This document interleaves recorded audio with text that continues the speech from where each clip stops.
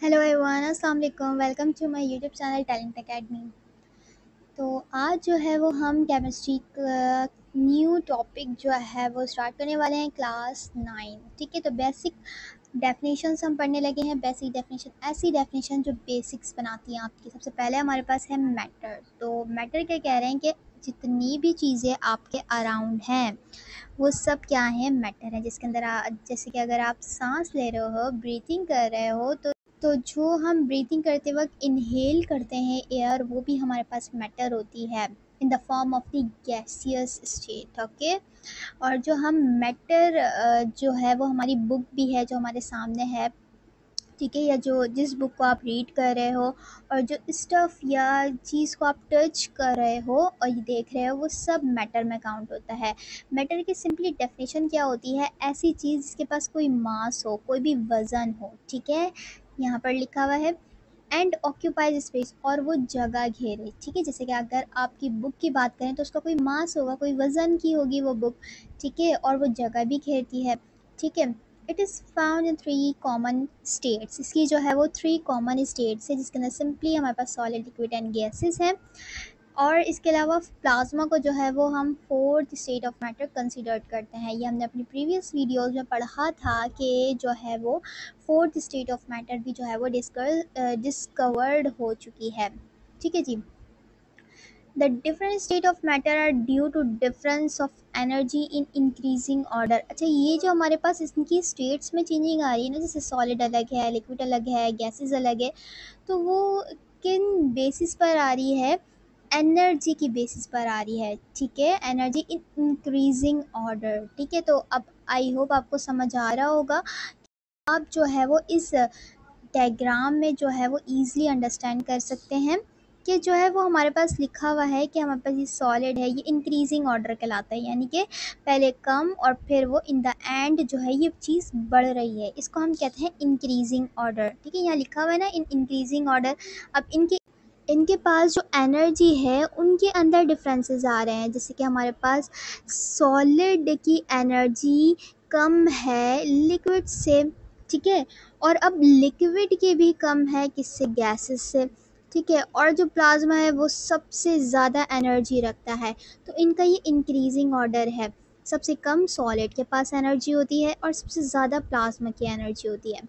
ठीक, यहाँ पर जो है एक लाइन लिखी हुई है, इसको पढ़ लें कि state of matter from the solid to the liquid and liquid to the gas and gases to the plasma due to increasing order in the energy levels of the particles. ठीक है, तो इसमें यही बात कही है कि जो सॉलिड्स हैं वो कम एनर्जी रखते हैं, लेकिन किससे? लिक्विड से। लेकिन लिक्विड्स भी कम एनर्जी रखते हैं, किसके मुकाबले में? गैसेस के मुकाबले में। तो यहाँ यही बात है कि इनका एक इंक्रीजिंग ऑर्डर बन रहा है, पहले कम फिर ज़्यादा। आई होप आपको समझ आ गया होगा। नेक्स्ट हमारे पास है ये एक डू यू नो करके एक बात इन्होंने कही है कि हमारे पास मैटर होते हैं वो 2 तरह के हैं। ठीक है, एक हमारे पास ये सब्सटेंसेस होते हैं और एक हमारे पास मिक्सचर ऑफ सब्सटेंसेस। ठीक है, अब इनकी जो डिफ़ाइन अगर हम करें तो कंपोजिशन होमोजीनियस है, और इनकी अगर हम बात करें तो वेरिएबल कंपोजिशन है। तो ये जो है वो इसको एक सेपरेट किया गया है। अच्छा, जो हमारे पास होमोजीनस, इसके अंदर एलिमेंट निकलते हैं और कंपाउंड्स बनते हैं। अगर होमोजीनस की बात करते हैं तो यानी कि सेम उसका जो है वो जीनस में इसका जो है वो सेम होंगे, यानी कि उसकी जो कंपोजिशन की गई है, उसके जो मैटर जिस चीज़ या जिस एलिमेंट से मिलके बना है, जिस चीज़ से उसकी कंपोजिशन हुई है, वो जो है वो सेम होगी, सिमिलर होगी। ठीक है, उससे जो सब्सटेंस बनेगा वो हमारे पास होमोजीनस कहलाएगा, और उसके अंदर एलिमेंट्स और कंपाउंड की जो है वो 2 बड़ी क्लासिफिकेशन है। अच्छा, यहाँ पर मिक्सचर ऑफ सब्सटेंसेस के अंदर वेरिएबल होंगे इनकी कंपोजिशन के अंदर। जो एक हमारे पास है होमोजीनस मिक्सचर, एक हमारे पास है हीट्रोजीनस मिक्सचर। तो आप लोग जो है वो इसको फ्लो चार्ट को जो है वो आप लोग देख लीजिएगा कि जो है वो होमोजीनस वो होते हैं जिनका जो है वो कंपोजिशन सेम हो। जो सब्सटेंस जो है वो, जैसे कि अगर हम वाटर की बात करें तो वाटर किस चीज़ से मिलके बना है? H2O से, यानी हाइड्रोजन और ऑक्सीजन से मिलके बना है हमारे पास वाटर। तो इसका जो कंपोजिशन है वो सेम है, सिमिलर है, यानी कि उसका जो इसके अंदर जितने भी एलिमेंट का यहाँ पर यूज़ किया होगा वो सेम होगा वाटर के अंदर। जी, तो नेक्स्ट पे हमारे पास है एटम। अब ये एटम क्या होता है? तो matter is made up of the smallest particle which are known as the atom. ठीक है, अब हम क्या कह रहे थे कि सबसे पहली बात कि आपको मैटर का कॉन्सेप्ट पता होना चाहिए, डेफिनेशन पता होना चाहिए। जैसे मैंने अभी आपको बताया कि जो भी चीज़ मास हो जिस चीज़ के पास, और वो ऑक्यूपाई करे स्पेस यानी कि जगह घेरे, तो मैटर वो चीज़ होगी। अब ये मैटर भी तो किसी चीज़ से मिलके बना होगा ना, तो वो जिस चीज़ से मिलके बना है उसको हम एटम कहते हैं। ठीक है, तो एटम से मिलके, एटम्स जब बहुत सारे मिलते हैं तो वो हमारे पास मैटर बनाते हैं। ठीक है, आगे चलते हैं। और यहाँ पर एक बात कही है स्मॉलेस्ट पार्टिकल, तो एटम जो है वो स्मॉलेस्ट पार्टिकल यानी इससे छोटा पार्टिकल नहीं है। Atom are the basic unit of the matter. Matter का बेसिक यूनिट कौन सा है? एटम है, इसको आप याद रखिएगा। And define structure of element, और वो क्या बताता है या क्या हमें डिफाइन करता है? स्ट्रक्चर ऑफ एलिमेंट, किसी भी एलिमेंट का स्ट्रक्चर कैसा है, वो दिखने में कैसा है। Now it discover that atom are made up of the 3 particle. अब ये जो एटम है वो भी तो किसी ना किसी चीज़ से मिलके बना होगा ना, तो वो 3 पार्टिकल से मिलके बना है, एक प्रोटॉन, न्यूट्रॉन एंड इलेक्ट्रॉन्स। ठीक है, तो आप लोग इस इमेज में देखो, जो स्काई ब्लू कलर के आप लोग को दिख रहे हैं वो हमारे पास इलेक्ट्रॉन्स हैं, और प्रोटॉन्स आपको जो है वो यहाँ पिंक कलर में जो है वो देखने को मिलेंगे, और ग्रीन से जो है वो न्यूट्रल आपको न्यूट्रॉन देखने को मिलेगा। तो ये जो है वो हमारे पास 3 सब पार्टिकल्स कहलाते हैं जो कि एटम के अंदर मौजूद होते हैं। ठीक है, सबसे पहले क्या होता है? मैटर होता है। ठीक है, हमारे पास मैटर होता है, वो मैटर किससे मिलके बनता है? एटम से। अब ये एटम भी किससे मिलके बना है? जो 3 हमारे पास सब पार्टिकल्स हैं। ठीक है, अच्छा जी, आगे चलते हैं। Which are composed of even smaller particles. ठीक है, ये हमारे पास आगे डायग्राम में दिखाया गया है। Where neutron and proton are situated in nucleus. अब यहाँ एक बात करिए कि प्रोटॉन और न्यूट्रॉन, यानी कि ये आपको मिड में जो दिख रहा है जिसके अंदर पिंक और ग्रीन कलर का है, ये हमारे पास एक प्रोटॉन और न्यूट्रॉन है। तो ये प्रोटॉन और न्यूट्रॉन कहाँ पर प्रेजेंट है? सेंटर में, और सेंटर में हमारे पास क्या चीज़ होती है? न्यूक्लियस होता है। तो प्रोटॉन और जो है वो हमारे पास न्यूट्रॉन कहाँ पर प्रेजेंट होते हैं? न्यूक्लियस में, इसको आप याद रखिएगा। और electrons are revolving around the nucleus, और जो इलेक्ट्रॉन आपको स्काई ब्लू में दिख रहा है ये रिवॉल्व करता हुआ आपको दिख रहा होगा एक ऑर्बिट में। ठीक है, तो ये रिवॉल्व करने वाला कौन होता है? इलेक्ट्रॉन होता है, और जो हमारे पास प्रोटॉन और न्यूट्रॉन होते हैं वो हमारे पास न्यूक्लियस में मौजूद होते हैं। आगे चलते हैं, हमारे पास है मॉलिक्यूल्स। ठीक है, a molecule is the smallest particle in a chemical element और अ कंपाउंड। किसी भी केमिकल एलिमेंट में या कोई भी एलिमेंट है हमारे पास या कोई कंपाउंड है, उसका जो स्मॉलेस्ट पार्टिकल होता है हम उसको कहते हैं मॉलिक्यूल्स। ये डेफिनेशन आ सकती है और एमसीक्यूज में बहुत पूछा जा सकता है आप लोगों से कि किसी भी केमिकल एलिमेंट हो या कंपाउंड हो, उसका जो है वो हमारे पास स्मॉलेस्ट पार्टिकल क्या कहलाता है? पार्टिकल की बात करिए तो वो मॉलिक्यूल कहलाता है। That has the chemical property, जिसके पास कोई केमिकल प्रॉपर्टी हो। ठीक है, ऑफ दैट एलिमेंट और अ कंपाउंड। ठीक है, और उस molecules are made up of atoms that are held together by chemical bonding. ठीक है, अब हमारे पास है O2। अब ये O2 बना कैसे है? ये ऑक्सीजन के 2 एटम, ठीक है, ऑक्सीजन के 2 एटम कंबाइन हुए हैं और उसने एक मॉलिक्यूल की फॉर्मेशन करी है, O2 की फॉर्मेशन कर ली है। अब ये O2 जब कंबाइन हुए हैं आपस में, तो वो किसके थ्रू हुए हैं? वो केमिकल बॉन्ड्स के थ्रू जो है वो कंबाइन हुए हैं। एक जो है इनके दरमियान एक बॉन्ड बना हुआ है। These bonds form as a result of the sharing or exchange of electron among atoms। अब ये जो हमारे पास केमिकल बॉन्ड बनता है ये 2 तरह का होता है। एक तो शेयरिंग करें, कोई इलेक्ट्रॉन आपस में शेयर कर लें। शेयरिंग इस तरह से होगी, अगर एक इलेक्ट्रॉन को ये शेयर कर रहे हैं तो वो एक एलिमेंट, एक एटम का भी होगा और दूसरे वाला एटम का भी होगा। लेकिन अगर ये इलेक्ट्रॉन्स को एक्सचेंज कर रहे हैं तो ये जो है वो इस तरह से अलग अलग तरह से जो है वो शेयरिंग करते हैं। ठीक है, तो ये जो बॉन्ड की फॉर्मेशन होती है ये तो शेयरिंग के नतीजे में होती है। ये अपने इलेक्ट्रॉन को शेयर कर देते हैं, दूसरे वाले एटम को दे देते हैं। अच्छा, मॉलिक्यूल्स आर मोनो। मॉलिक्यूल्स क्या होते हैं? मोनो, सिंगल भी हो सकते हैं, डाई फॉर्म में भी हो सकते हैं, पॉली एटॉमिक मॉलिक्यूल्स भी होते हैं। ठीक है, या तो बहुत सारे मॉलिक्यूल्स मिल रहे हों, डाई हों या मोनो। एग्जाम्पल के अंदर mono, di and poly atomic molecule are as follows. तो इसके अंदर एक चार्ट दिया हुआ है, आप लोग देख सकते हो। मोनो में ये सारे आते हैं, डाई में 2 आ जाएंगे, पॉली में 1 आ जाएगा। ठीक है, आप लोग देख सकते हो। मोनो में 1 आ रहा है, उसमें डाई में 2 आ रहे हैं, और पॉली में 2 से ज़्यादा आ रहे हैं, या 3 या 4 एंड या ज़्यादा है। ठीक है, आप समझ सकते हो, ईजिली इसको अंडरस्टैंड कर सकते हो। जी, तो नेक्स्ट हमारे पास है सब्सटेंसेस। ठीक है, सब्सटेंसेस क्या होते हैं? Piece of matter in a pure form is term as the substances. तो सब्सटेंसेस की जो हमारे पास डेफिनेशन है उसको आप नोट डाउन कर लें कि किसी भी मैटर का एक पीस, वो हमारे पास क्या कहलाता है? सब्सटेंस। लेकिन यहाँ पर क्या कह रहे हैं कि प्योर फॉर्म में हो, यानी कि उसकी बिल्कुल खालिस फॉर्म होनी चाहिए। Every substance is a fixed composition. Her substance की एक अपनी अलग फिक्स्ड कंपोजिशन होती है और उसकी एक अपनी प्रॉपर्टीज़ होती हैं। जैसे कि अब यहाँ पर जो एग्जांपल्स में दिया हुआ है सॉल्ट। अब सॉल्ट जो है वो किससे मिलके बना है? सोडियम प्लस क्लोराइड से। ठीक है, तो सोडियम क्लोराइड जो है वो हमारे पास सॉल्ट कहलाता है। इसकी कंपोजिशन जो है एक फिक्स्ड है।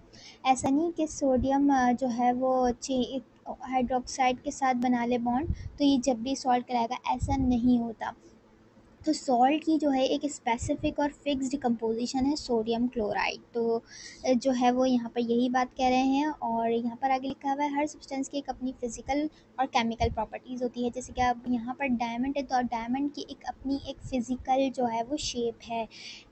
दिखने में कैसा है? फिजिकली, यानी कि फिजिकल मतलब प्रॉपर्टीज़, ऐसी प्रॉपर्टीज़ जो हमें देखकर जो है हम बता सकें। जैसे कि डायमंड जो है वो इसकी एक अपनी एक अलग शेप है। ठीक है, केमिकल प्रॉपर्टीज़ की अगर हम बात करें तो इसकी केमिकल प्रॉपर्टीज़ डिफरेंट। जैसे कि केमिकल किस केमिकल से मिलकर बना हुआ है, किस एलिमेंट से मिलकर बना हुआ है। तो डायमंड जो है वो कार्बन से मिलकर बना होता है। अच्छा, एग्जाम्पल जो है प्योर सब्सटेंसेस के अंदर इसके ये सारी एग्जाम्पल्स लिखे हुए हैं। आप लोग देख सकते हो कि सॉल्ट के आगे लिखा है सोडियम क्लोराइड। तो सॉल्ट किससे मिलके बनता है? Sodium chloride. और ये बेकिंग सोडा जो हम बेकिंग के अंदर इस्तेमाल करते हैं वो सोडियम बाइकार्बोनेट से मिलके बनता है।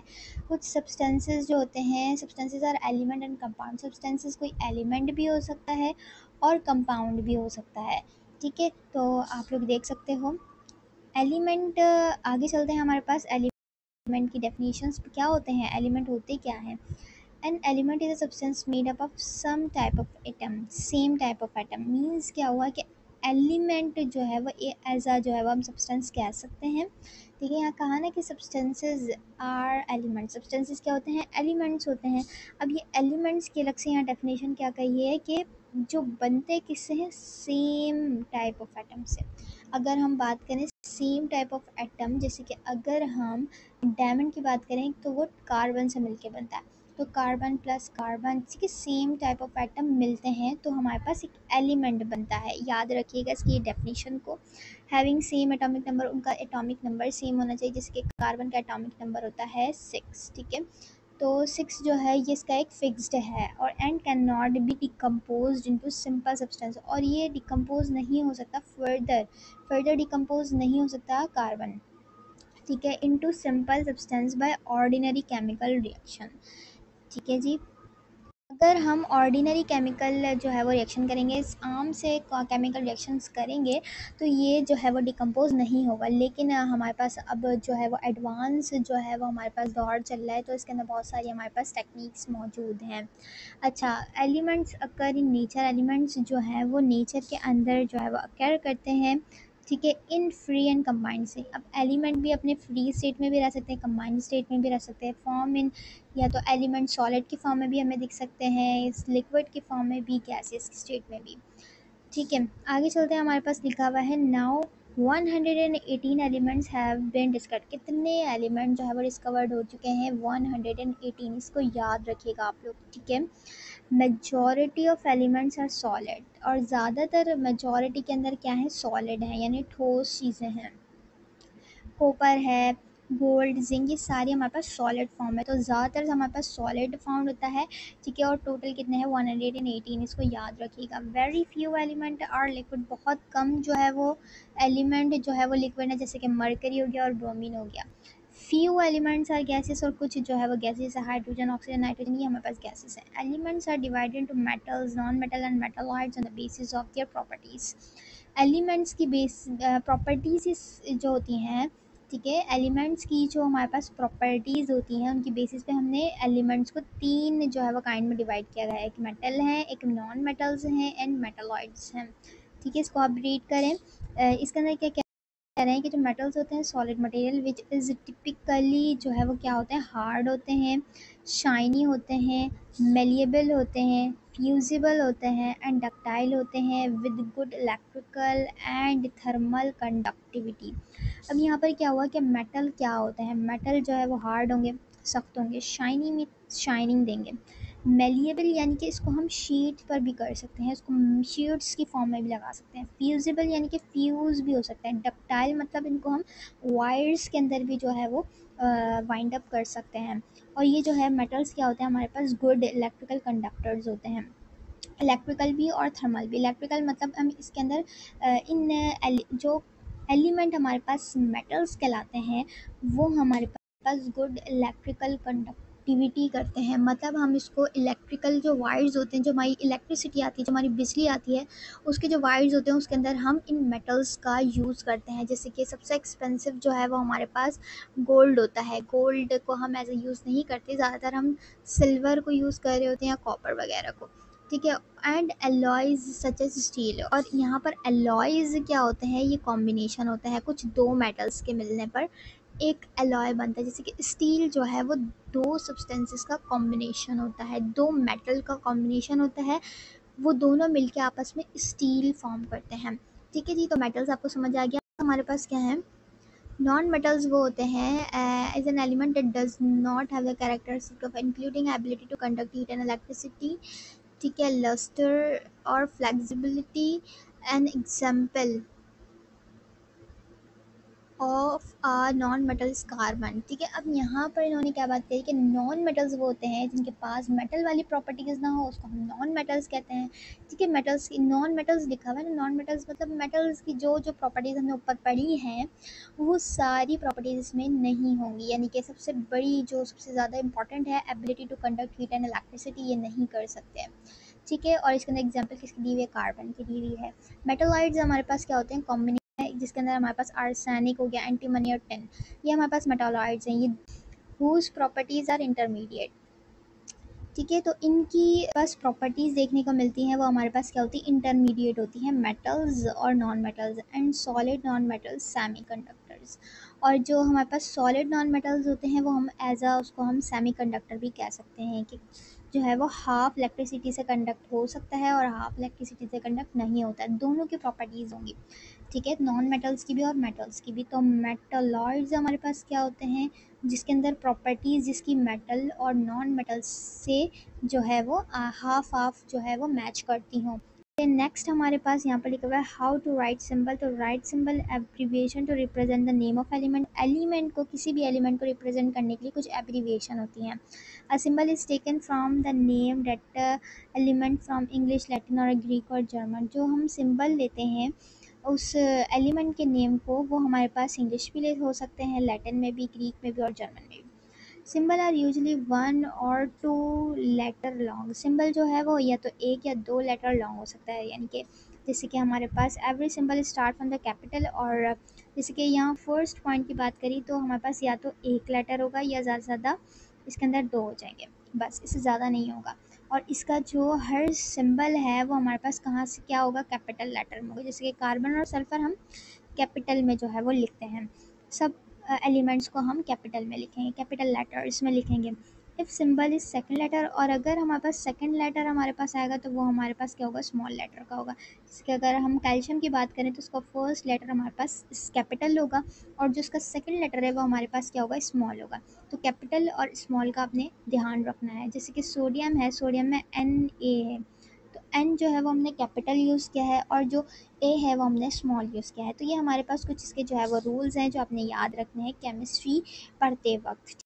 जी, तो यहाँ पर आप लोग देख सकते हो बहुत सारे जो है वो एक टेबल बना हुआ है, इसमें बहुत सारे जो है आप लोग को एलिमेंट्स देखने को मिलेंगे। इसको आपने याद रखना है, ठीक है? ये बहुत इंपॉर्टेंट होते हैं, आप इसको slow slow day by day याद करें। एक साथ तो ज़ाहिर सी बातें नहीं हो सकती, लेकिन आप जो है वो थोड़ी थोड़ी याद रखें। एक दिन 5, फिर सेकेंड डे जो है वो 5, फिर 5 5 ऐसे करके आप 30 याद कर सकते हो। यह लिखा हुआ है the symbol of 30 elements in English drive from. तो ये जो हमारे पास 30 एलिमेंट्स लिखे हुए हैं, ये इंग्लिश में लिखे हुए हैं हमारे पास। ये कहाँ से ड्राइव हुए हैं? या तो लैटिन से ड्राइव हुए हैं, ग्रीक से हुए हैं, जर्मन से हुए हैं, इस टेबल में जो दिए हुए हैं, ठीक है? अब ये आपको याद रखने हैं जी। तो नेक्स्ट ये हमारे पास है व्हाट इज़ वैलेंसी। तो वैलेंसी हमारे पास होती क्या है? अब जैसे कि हमारे पास क्या होता है, the combining power of an element with other element is called valency. तो कंबाइनिंग पावर होती है एक एलिमेंट का दूसरा एलिमेंट से मिलना विद अदर एलिमेंट उसका, ठीक है? तो एक एलिमेंट का दूसरे एलिमेंट के साथ मिलना वो हमारे पास वैलेंसीज कहलाती हैं। जैसे कि अब हमारे पास यहाँ हाइड्रोजन है, ठीक है? तो हाइड्रोजन का सिंबल हमने अभी पीछे पढ़ा, सिंबल्स क्या होते हैं। सिंबल को हम कैपिटल लेटर से शो करेंगे, जैसे हाइड्रोजन का एच से हमने कैपिटल से यूज़ कर लिया है। अब इसका हाइड्रोजन का जो एटॉमिक नंबर होता है वो 1 होता है, ये आपको याद करने होंगे। एटॉमिक नंबर 1 होता है। अब इसकी वैलेंसी हमारे पास क्या है कि इसकी वैलेंस हमारे पास है -1 और +1। इसकी वैलेंसीज याद करनी होती है। मोस्टली क्या होता है जब हम हाइड्रोजन की बात करते हैं, हाइड्रोजन क्या है, एक हम एटम ले लेते हैं, ठीक है? इसके जो ऑर्बिट है, इसका एटम है, उसके अंदर सिर्फ एक इलेक्ट्रॉन रिवॉल्व कर रहा होता है। यहाँ एटॉमिक नंबर 1 है, तो एक ही जो है वो इलेक्ट्रॉन रिवॉल्व करेगा। तो -1 और +1 का क्या मतलब होता है,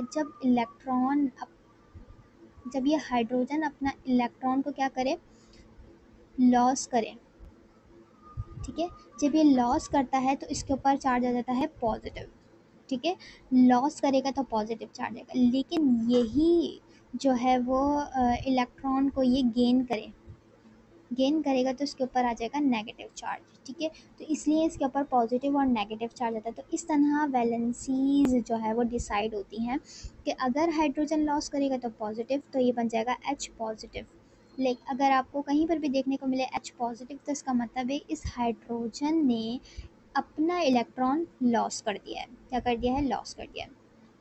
लेकिन अगर आपको देखने को मिले हाइड्रोजन पर नेगेटिव, तो इसका मतलब है कि हाइड्रोजन ने अपना एक नेगेटिव जो है वो एक जो है वो इलेक्ट्रॉन गेन कर लिया है, एक और इलेक्ट्रॉन जो है गेन कर लिया, यानी कि अब ये 2 पेयर की फॉर्म में हो गया, ठीक है ना?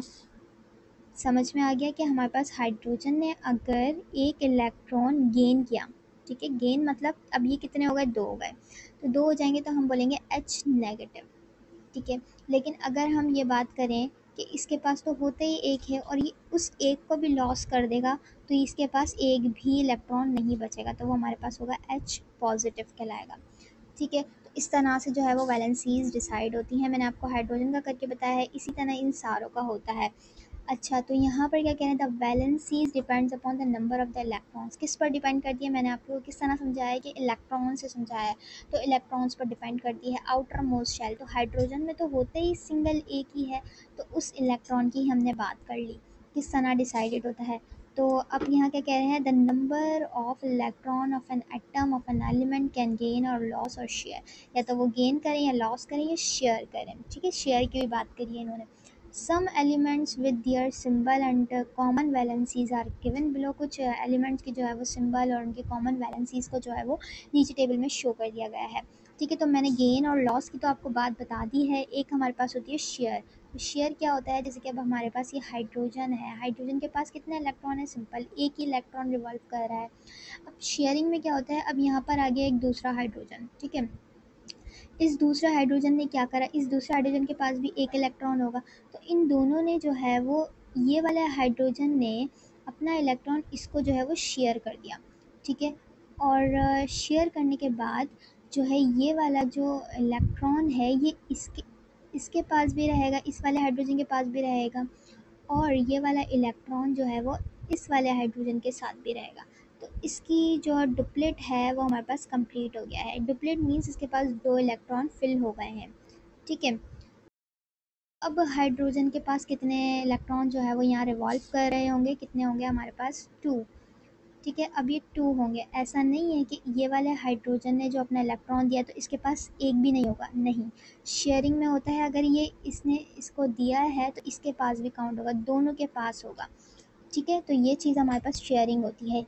और लॉस और गेन मैंने आपको पहले ही बता दिया है। ठीक है जी, तो नेक्स्ट पेज पे और फर्दर जो है वो हमें दिए देखने को आप लोग को मिलेंगे ही वैलेंसीज वगैरह। आगे जो है वो नेक्स्ट चैप्टर्स जो आने वाले हैं उसमें आपको और अच्छे से समझ आएगा व्हाट इज़ वैलेंसी। तो नेक्स्ट हमारे पास है व्हाट इज़ केमिकल फार्मूला। ठीक है, तो केमिकल फार्मूला हमारे पास क्या होता है, तो chemical formula represent the symbol of element. क्या रिप्रेजेंट करता है कि सिंबल, किसके सिंबल, एलिमेंट्स के। जैसे कि अभी हमने जो है वो पढ़ा है कि एलिमेंट्स के जो है वो सिंबल मौजूद होते हैं, तो उन एलिमेंट्स के सिंबल को रिप्रेजेंट करते हैं हम। एंड रेशियो ऑफ एलिमेंट, और उनके रेशियोज निकालते हैं, किसके, उन एलिमेंट्स के, to one and other in a compound. ठीक है, और एक कंपाउंड के अंदर उसके रेशियोज निकालते हैं। जैसे कि यहाँ पर एग्जांपल में बताया गया है, आपको एग्जांपल से जो है वो अच्छे से अंडरस्टैंड हो जाएगा।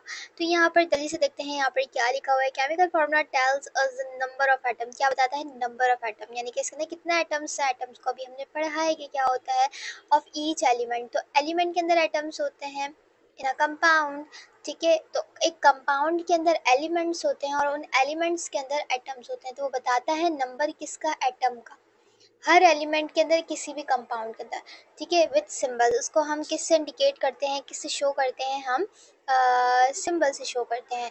जैसे कि हमारे पास फॉर एग्जांपल करके यहाँ लिखा हुआ है कि chemical formula for water, water का केमिकल फार्मूला है H2O। ठीक है, अब यहाँ पर ये कह रहे हैं कि which indicates that the two atoms of hydrogen combines with one atom of the oxygen.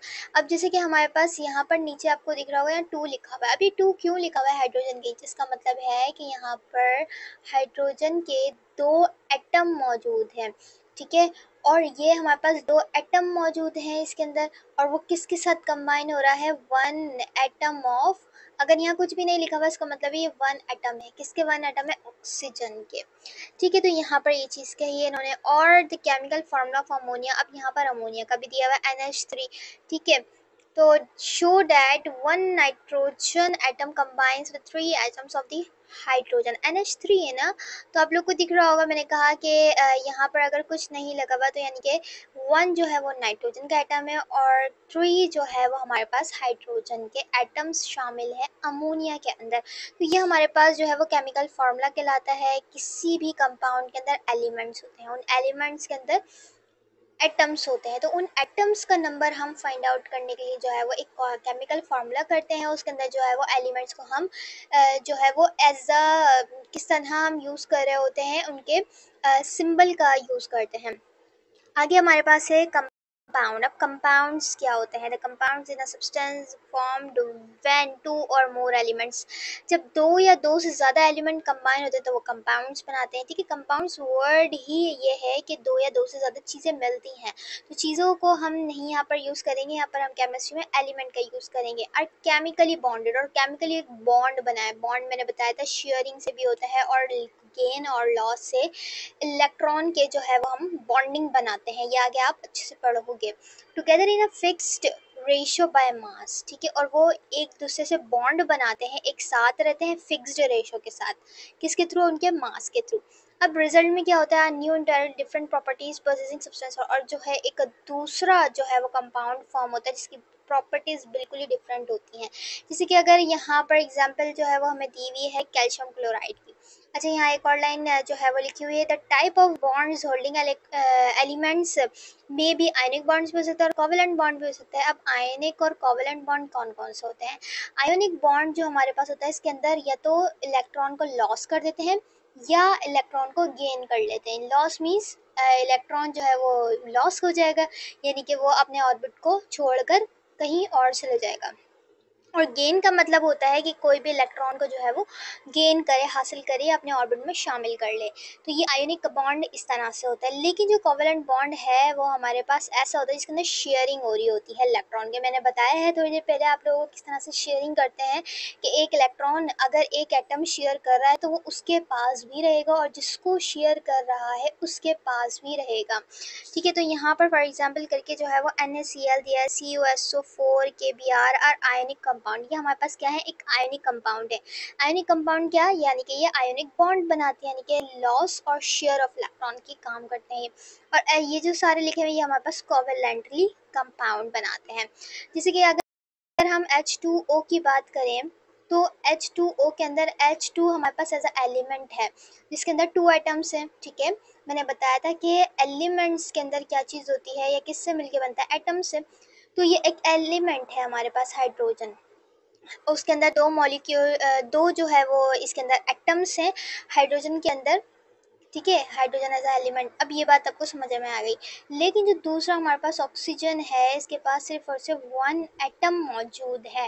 ठीक है, ये भी एक अलग एलिमेंट है। तो ये 1 एलिमेंट और दूसरा एलिमेंट, ठीक है, this is the 1 element and this is the 2 element. तो ये दोनों ने कंबाइन होके यहाँ पर किसकी जो है वो हमारे पास फॉर्मेशन कर ली है, एक कंपाउंड की फॉर्मेशन कर ली है। ठीक है, कंपाउंड की फॉर्मेशन यहाँ पर हो गई है। अच्छा जी, आई होप आपको समझ आ गया होगा ये पूरी डिस्कशन। अब यहाँ पर जो है एक टेबल दिया हुआ है, इसके अंदर बहुत सारे कंपाउंड्स के जो है आप लोग को नेम दिख रहे होंगे।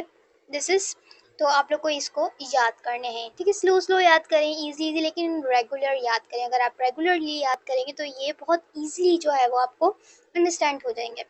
आगे चलते हैं। नेक्स्ट हमारे पास है मिक्सचर। अब ये मिक्सचर क्या होता है, व्हेन टू और मोर देन टू एलिमेंट, ठीक है, दो या दो से ज़्यादा एलिमेंट या फिर कंपाउंड फिजिकली कंबाइन हो जाए विदाउट एनी फिक्स्ड रेशो, बिना किसी फिक्स्ड रेशो के कंबाइन हो जाते हैं तो वो हमारे पास मिक्सचर बनता है। अब यहाँ पर क्या कहने का मतलब है कि अगर हमारे पास दो या दो से ज़्यादा एलिमेंट, अब दो या दो से ज़्यादा एलिमेंट, जैसे कि हम H2O की बात करें, ठीक है, ये एक हमारे पास क्या था, कंपाउंड था। अब एक कंपाउंड ये हो गया, दूसरा कंपाउंड मैं ले लेती हूँ NaCl। NaCl हमारे पास क्या है, सॉल्ट। ठीक है, सोडियम क्लोराइड। अब ये एक अलग कंपाउंड, ये दूसरा कंपाउंड। ठीक है, दो दो कंपाउंड हमारे पास हो गए, 1 एंड 2 कंपाउंड। अब ये दोनों कंपाउंड हमारे पास क्या होगा, ये जो है वो कंबाइन होंगे जब हम वाटर को सॉल्ट के जो है हम सॉल्ट को जो है वो वाटर के अंदर डिज़ोल्व करते हैं तो हमारे पास क्या चीज़ होती है, ये डिज़ोल्व हो जाता है। तो ये हमारे पास एज अ मिक्सचर बन जाता है। ठीक है, तो यही बात इन्होंने कही है। A compound substance retain their chemical properties, अब उनकी केमिकल प्रॉपर्टीज हो जाती हैं। Mixture can be separate again by physical matter. अब ये जो मिक्सचर मैंने बनाया था कि वाटर को के अंदर जो है वो मैंने सॉल्ट को डिज़ोल्व किया था, अब मैं इसको सेपरेट कर सकती हूँ। किस तरह कर सकती हूँ, कुछ फिजिकल मेथड्स मुझे करने पड़ेंगे, फिल्ट्रेशन वगैरह, एवोपरेशन, डिस्टिलेशन या क्रिस्टलाइजेशन। ये प्रोसेस करने के बाद मैं इनको सेपरेट भी कर सकती हूँ। अच्छा, दो मेन टाइप्स हैं यहाँ पर मिक्सचर की जिसको डायग्राम में दिखाया गया है। एक हमारे पास है होमोजीनस, एक हमारे पास है हीट्रोजीनस। अब जो है वो होमोजीनस और हीट्रोजीनस की डेफिनेशन को आप लोग अच्छे से अंडरस्टैंड करो कि mixture in a homogenous all substance are evenly distributed throughout the mixture, जैसे कि salt, water, air and blood. In a heterogeneous mixture के अंदर substance are not evenly distributed, chocolate chips and cookies and pizza वगैरह। अब यहाँ पर easily मैं आपको समझाऊँ कि जो हमारे पास होमोजीनस मिक्सचर होता है, जैसे कि मैंने अभी वाटर का और उसके साथ मैंने जो है वो सॉल्ट को ऐड किया था, ठीक है, सोडियम क्लोराइड को। इन दोनों को जब मैंने ऐड किया था, ऐड करने के बाद ये आप लोग अगर एक्सपेरिमेंट भी करो घर में, अगर ग्लास के अंदर वाटर लेकर और उसके अंदर सॉल्ट डिज़ोल्व करोगे तो वो ईज़िली जो डिज़ोल्व हो जाएगा, आपको सॉल्ट नहीं दिखेगा। तो ऐसा मिक्सचर जो कम्प्लीटली डिज़ोल्व हो जाए, आपको दिख नहीं रही है सॉल्ट, जो चीज़ आपने डाली है, तो वो हमारे पास होमोजीनस होता है जिसके मॉलिक्यूल ईजिली जो है वो डिज़ोल्व हो जाए। लेकिन हेट्रोजीनस मिक्सचर ऐसा होगा जैसे कि मैंने वाटर लिया और वाटर के अंदर मैं किसको डाल दूँ, सैंड को। सैंड हमारे पास क्या होती है, बजरी।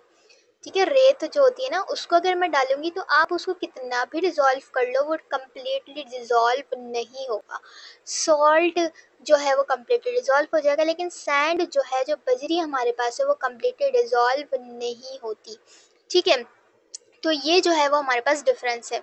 आई होप आपको समझ आ गया मिक्सचर क्या होता है। अब इस तरह आपके यहाँ पर जो है ये वीडियो एंड होती है। सारी जो है वो बेसिक डेफिनेशंस को क्लियर कर लिया है। अगर कोई भी क्यूरी हो, प्रॉब्लम हो, तो आप कमेंट सेक्शन में पूछ सकते हो। अदरवाइज़ जो है वो आप इसको अगेन एंड अगेन वॉच करोगे तो ईज़िली आपको जो है वो समझ आ जाएगी बातें। अगर वीडियो पसंद आए तो प्लीज़ लाइक करें, शेयर करें एंड कमेंट करें। Thank you very much. अल्लाह हाफ़िज़।